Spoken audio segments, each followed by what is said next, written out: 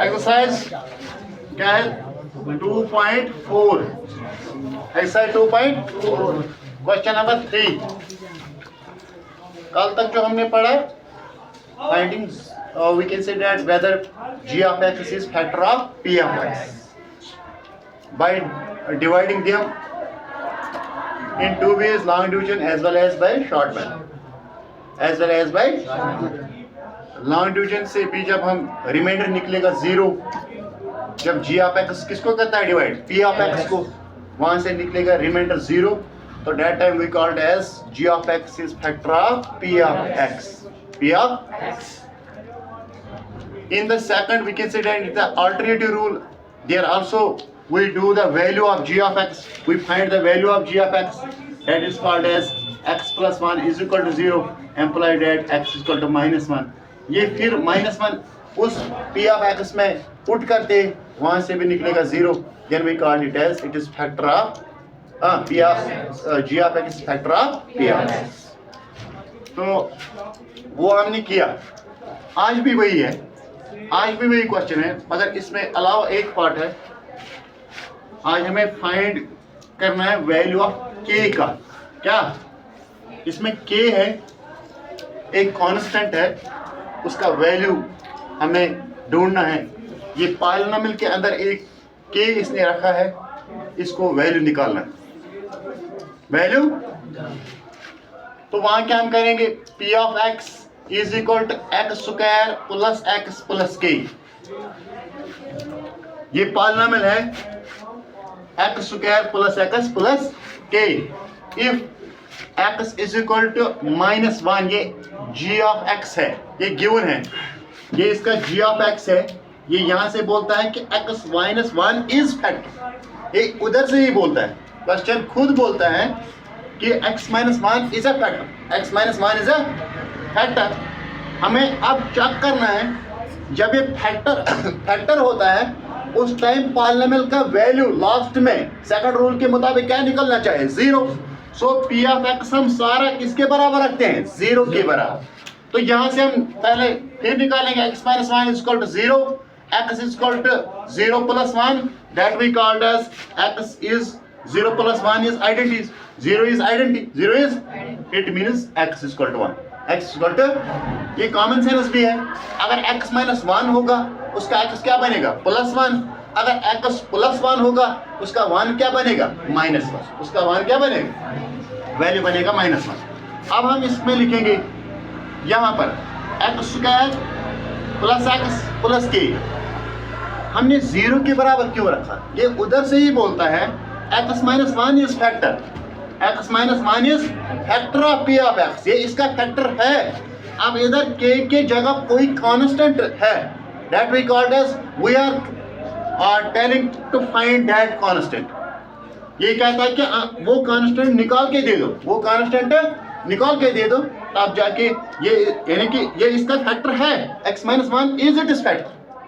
तो तब यहाँ x के बजाय कुछ वैल्यू था, कांस्टेंट वैल्यू, वही हमें निकालना है। वो ये वैल्यू क्या था, जब ये इसका फैक्टर था, जब ये इसका फैक्टर था। तो हम क्या कहेंगे कि x square plus x plus k equal किसके बराबर रखेंगे, 0 के बराबर। क्यों, ये इसका फैक्टर है, ये इसका फैक्टर है। वी राइट हियर x का वैल्यू क्या है, 1 square plus 1 plus k equal to 0। 1 square हो गया 1 is 1 plus k equal to 0। 1 plus 1 कितने हो गए, 2 plus k equal to, implies k is equal to, ये प्लस 2 है, यहाँ बनेगा 0 minus 2, that is called k is equal to -2। तो इसका मतलब क्या हो, यहाँ एक्चुअली k के जगह पे क्या है, -2। तब अगर हम इसको चेक भी करेंगे घर में, ये इसका फैक्टर है, इसको 0 रिमाइंडर निकलेगा, ठीक है। तो यही वो वैल्यू था k जो हमने यहाँ से हासिल किया, दैट इज इक्वल टू -2। असल में ये क्या था इधर, -2। ये k क्या था इसमें, ये कहता है कि k का वैल्यू आप निकाल के दे दो, k का वैल्यू आप। दूसरा पार्ट है इसमें, kx square minus √2x plus 1 x minus 1, यही इसको चेक करना है, इक्वल टू 0। x का वैल्यू क्या आ गया, 1 निकलेगा ना, यहाँ पर भी 1 आ गया, नीचे भी आएगा मैंने बोला ना x माइनस वन इक्वल क्या हो गया 0, x का वैल्यू बनेगा +1, x का वैल्यू बनेगा +1। तो यहाँ पुट इसमें करेंगे k है x स्क्वायर के बजाय 1 स्क्वायर माइनस √2 x के बजाय 1 + 1, k into 1 square मीनस 1 minus √2 into 1 2 1 हज़ार, इसको मल्टीपल किया मैंने, √2 1 हज़ार √2 और +1 अपना है +1, ठीक है। k 1 हज़ार k minus √2 +1 is equal to 0, k is equal to ये माइनस √2 है, इधर जाएगा क्या बनेगा, ये +1 है, इधर जाएगा क्या बनेगा, so it is value of k। Value of k क्या निकला, √2 -1, √2 -1। These were the parts where we were called to find k value of k।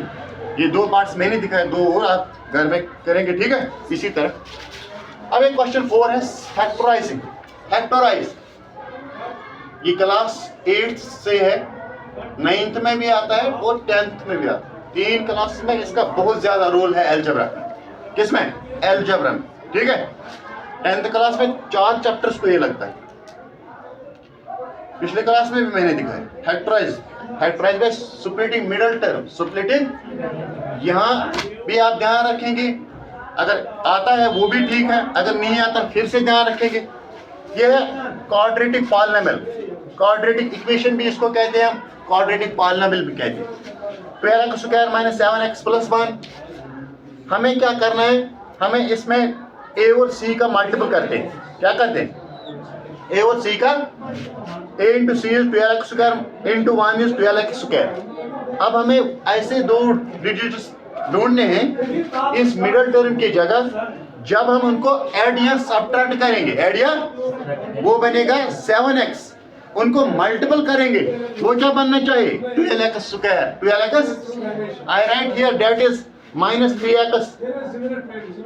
3x minus 4x और r minus 4x minus 3x, 4 3 क्या हो गया बेटा 12, minus minus क्या हो गया प्लस, x इंटू एक्स क्या आ गया x स्क्वायर आ गया।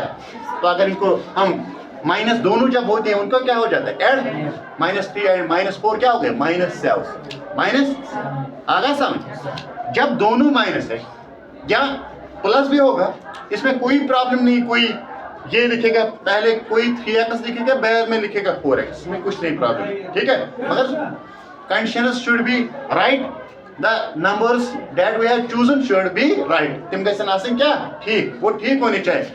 जो हम नंबर्स इसमें पुट करेंगे तो वो हम कहेंगे कि या कि हम सब्स्टिट्यूट करेंगे या लेट हम करेंगे, वो सही होने चाहिए। फिर ऑर्डर में कोई प्रॉब्लम नहीं, चाहे आप ए लिखो पहले या B.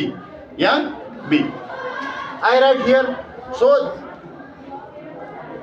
For 7x, for -7x, इसके बदले आएंगे ये दो जो हमने ले लिए -4x एंड -3x, वही होगा ना, -4 एंड -3 कितना बनेगा -7। तो अगर इनको मल्टीपल करते हैं वो आता है 12x स्क्वायर। अब हम यहाँ से इसको फैक्टराइज करेंगे, 12 4 मैंने कॉमन निकाला, 4 3 क्या बनेगा 12x इंटू एक्स क्या बनेगा x स्क्वायर, ठीक है बेटा। आ गया 4x plus minus minus 4x -x आ गए, ये दो टर्म्स आ गए। ये ब्रैकेट जो एक ले लिया, ये दूसरा हम इसके साइड में थोड़ा जगह बीच में रखते हैं, दूसरा खुद यही लेते, दूसरा खुद लिया ना, यहाँ क्या आ गया 3x - 1